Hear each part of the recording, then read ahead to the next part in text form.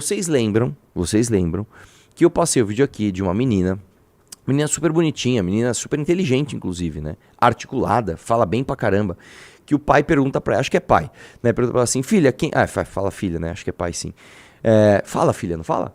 Tenho quase certeza que ele fala filha. Filha, quem descobriu o Brasil? Aí ela basicamente fala, eu aprendi na escola que quem descobriu o Brasil foi Pedro Álvares Cabral, mas isso tá errado porque ela vai e ela recita, vamos chamar assim, uma espécie de poema, né? Uma espécie de trova, né, onde ela vai falando ali que o Brasil é dos povos originários, e daí toda aquela carga identitária que está sendo posta por uma criança. E eu acho isso muito triste. E eu vim aqui e eu falei que aquilo não era um absurdo. Primeiro pelo conteúdo do que ela falou, né, e eu refutei o conteúdo do que ela falou, não porque eu estou refutando uma menina de, sei lá quantos anos tinha aquela menina, 12 anos, 11, sei lá, mas porque o conteúdo do que ela falou, que não foi produzido por ela, é um conteúdo que tem falhas. Né? Está errado aquele conteúdo. E também falei que eu acho um absurdo esse tipo de coisa, esse tipo de mensagem errada ser passada para frente, inclusive usando uma menina, uma criança para fazer isso. Aí acho que a mãe da menina, é a mãe da menina? A tia, algum parente da menina viu esse vídeo e fez um vídeo me refutando. Eu sou a Milene, é isso? Né? Que, aliás, tem bastante curtida esse vídeo, eu nem vi. Ó, ela tem 304 mil inscritos, seguidores, então ela não é pequena. Não tem número de likes no... Talvez ela tenha comprado, mas acho que não. Mas, olha lá. Nós já vamos começar pelo comentário. O Vinícius BDS já mandou assim, necessária. Caraca, velho, o estereótipo nunca muda. Necessária. Então vamos ver o que o nosso querido amigo Vinícius achou necessário, né, de ser dito. Vamos lá. Deve ser horrível ser você. Que tem tempo pra gravar vídeo me criticando, espalhando ódio em comentário, não aguenta 10 minutos de ideia comigo porque vai te faltar vocabulário, Pausa Arthur. Aqui. Ela me chamou, ela falou, Arthur, porque eu vi um careca ali falando, que era aquele careca meio de direita lá, que ele é meio bolsonarista, eu achei que era dele. Não, mas ela me citou nominalmente, ela tá falando de mim. Deve ser horrível ser eu, Vamos lá. Que devia estar preso, mas o quê? Pagou a fiança? Se quiser cobrar ideia, bota a ponta no meu nome. Calma. Eu não tinha visto o vídeo, a gente tava vendo. Ela falou muito rápido. Então nós vamos ponto a ponto. Vamos fazer uma refutação ponto a ponto aqui? Então ela começa falando o seguinte: deve ser horrível ser você, Arthur. Bom, então o seu primeiro argumento é basicamente um ad hominem, né? Lacrola. Tipo assim, eu não queria ser você. É tipo Erika Hilton, sabe? Quando pega e fala assim, imagina você ser uma loira azeda, que tem cabelo oleoso e não sei o que lá. É tipo um argumento bobo, né? Aí depois você fala o seguinte... Se quiser cobrar... Pausa aqui, que eu deveria estar preso. A STF mantém condenação de ex-deputado... Vamos lá? Arthur Duval por pegadinha na Avenida Paulista. O que é isso aqui? Por unanimidade, o primeiro turno condenou o ex-parlamentar estadual, ultrapassou limites da liberdade de expressão e deve pagar indenização por danos morais. Do que é isso que eu nem sei? Eu fui condenado, nem tô sabendo, uma pegadinha na Avenida Paulista? Pelo STF. Nossa, eu não tô sabendo disso, velho. Mas de qualquer forma, assim, se manteve minha condenação e eu devo pagar uma indenização, provavelmente eu tive que pagar o dano moral, que são tantos que eu já paguei.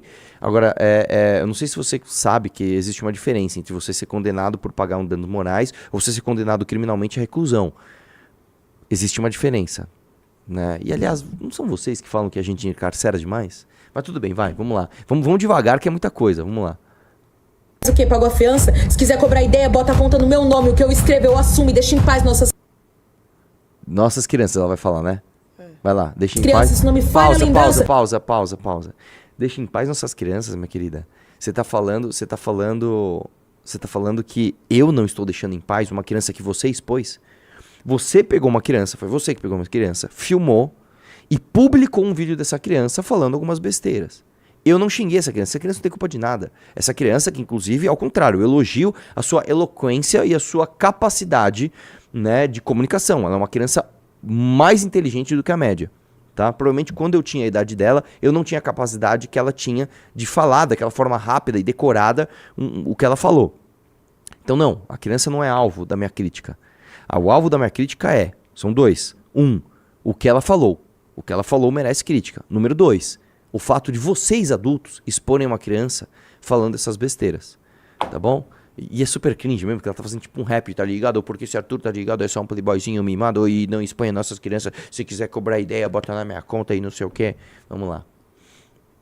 Parece que a memória do povo foi apagada. Ou será que já esqueceram que foi você que foi pra Ucrânia e disse que mulher lá era fácil de ser estuprada? Pausa. Eu não falei isso. Eu não falei que mulher lá era fácil de ser estuprada. Você tá confundindo. Eu vou te também esclarecer isso pra você. Existem relações que são consentidas e relações que não são consentidas. Uma relação não consentida pode ser considerada um estupro. Uma relação consentida é diferente. E quando eu falo da facilidade, justamente da facilidade de você conseguir uma relação consentida.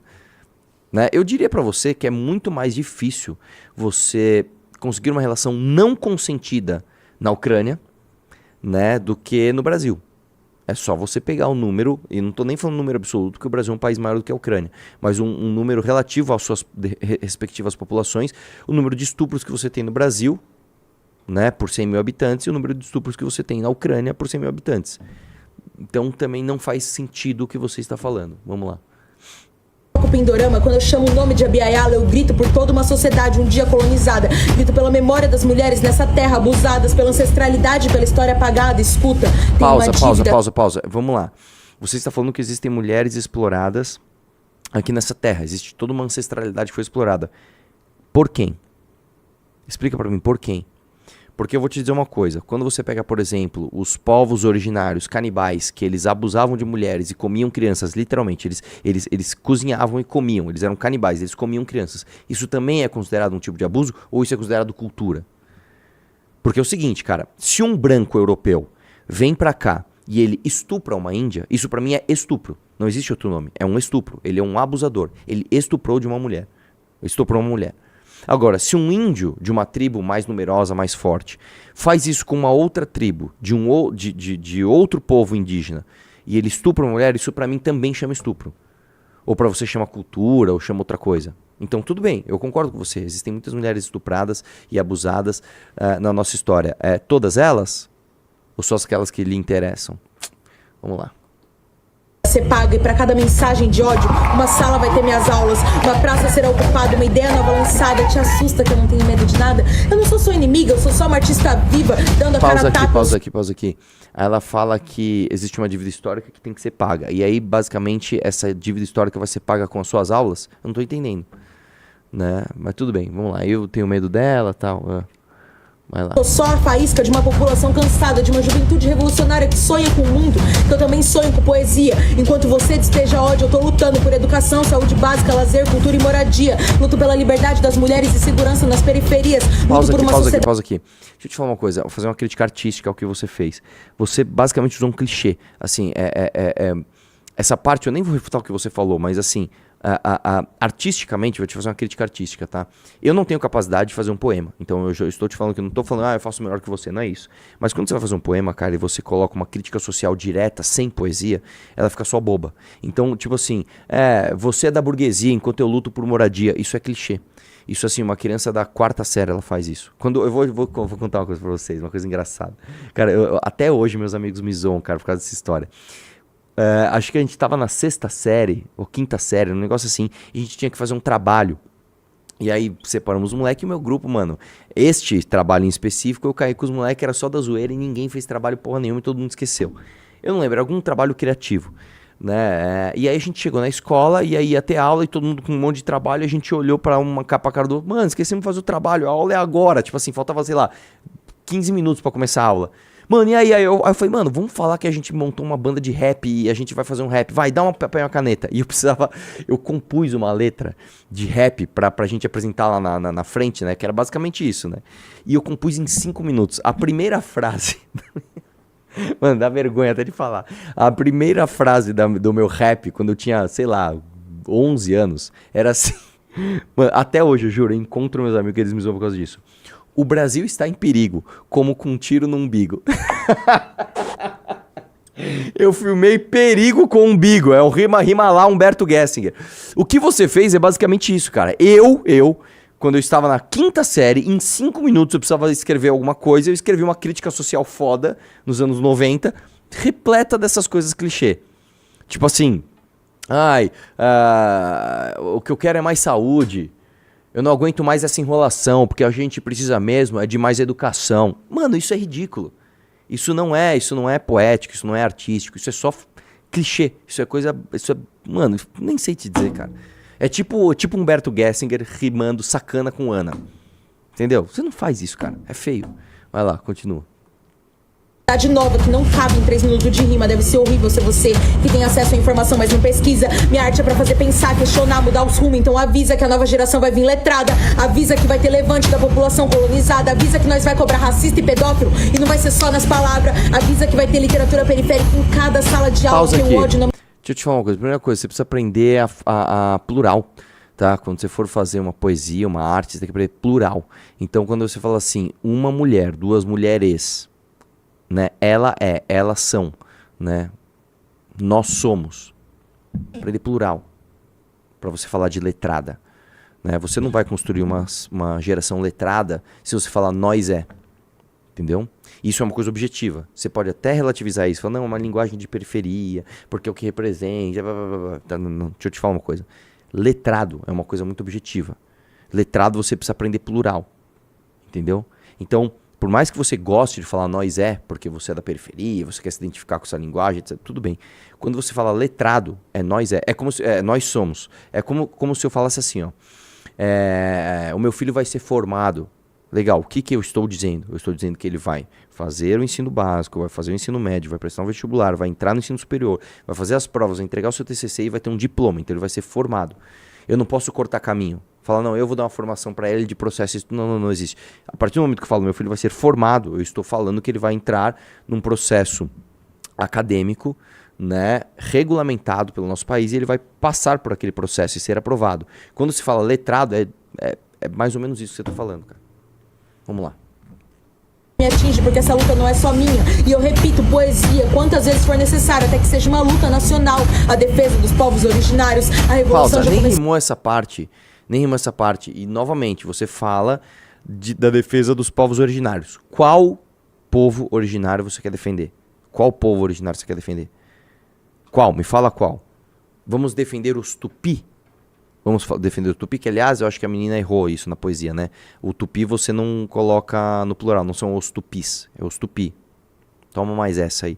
Mas o lance é o seguinte, qual povo originário você quer defender? Você quer defender quem?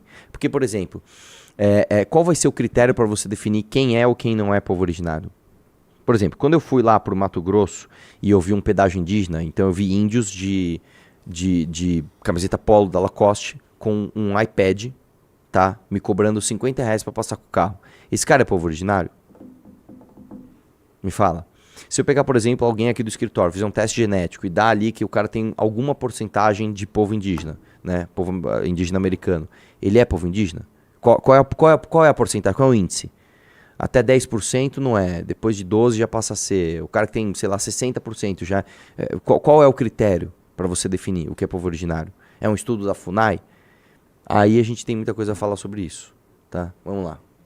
Só falta vocês se ligar. Meu corre eu passo nas ruas enquanto vocês se escondem atrás das telas de um celular. Quer trocar ideia? Vem pra rua onde eu piso que você vai encontrar letrada, diplomada, educadora, organizada. Nem se você correr 10 anos atrás de mim você vai me alcançar. Pelos direitos do meu povo, do trabalhador, crianças da nossa sociedade, eu dedico o meu viver, cavando brecha nesse sistema até o sistema ceder, espalhando amor ao meu redor e me permitindo receber. E olhando pra você eu sinto pena e penso, parça, deve ser horrível ser alguém como você. Deve ser horrível. Nossa, o finalzinho ficou legal. O finalzinho eu gostei. Que ela para assim, olha pra câmera. Ficou bom. Deixa eu falar uma outra coisa, cara. Uma crítica geral, genérica, assim, pra essas pessoas que fazem esse tipo de coisa. Muitas vezes, vocês confundem autoconfiança com arrogância e prepotência, né? A tua música, quem vê você fazer isso, o seu rap, a sua poesia, sei lá o que você quer chamar isso, você tá cheio de atitude aí, batendo o peito e tal. Você não está confiante, você está prepotente e arrogante, entendeu? Porque tá ligado, você correr 10 anos pra chegar atrás de mim, tá ligado? Porque você nem conhece, você tá falando que você é uma educadora formada. Eu sou pós-graduado também, tá? E aí, é uma discussão de argumentos de autoridade aqui que nós temos que fazer? Então, isso é uma coisa também, cara, isso vem muito da esquerda, né? Porque a esquerda sempre se vitimizou, né? Sempre se colocou como povo oprimido e agora eles estão querendo dar o troco, não sei o que lá. E para eles, o contrário de opressão é você ser confiante o suficiente para não ser oprimido, para não se deixar oprimir. Ok. O problema é que isso se confunde, como eu falei, com arrogância e prepotência. E a pessoa acha que ter essa atitude de porque nós, eu sou foda, e você é um bosta, não sei o que lá. Você acha que isso é confiança? Não é, cara. Isso é zoado, cara. Isso é bobo. Você parece uma... Você sabe o que você tá parecendo? Você tá parecendo Você tá parecendo uma criança que facilmente sofreria bullying na escola, porque você é só boba. Entendeu? E assim, no final das contas, cara... quando eu vi o vídeo da sua sobrinha ou da sua filha, eu não sei. Em nenhum momento eu ataquei ela. Em nenhum momento eu ataquei a menina ou o pai da menina, né? Eu ataquei o que ela falou. E eu contei a história aqui das grandes navegações, etc., da escravização, de como foram as explorações, inclusive entre os povos indígenas aqui no Brasil, antes do europeu chegar. Na sua fala toda, você não refutou nada do que eu disse. Nada. Você poderia ter feito uma puta de uma música.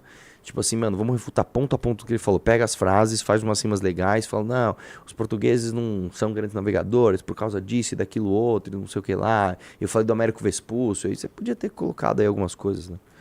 E não colocou nada, cara. Você basicamente me xingou na tua música. Que bosta. Enfim, obrigado por esse corte. Esse corte provavelmente vai ficar legal, né?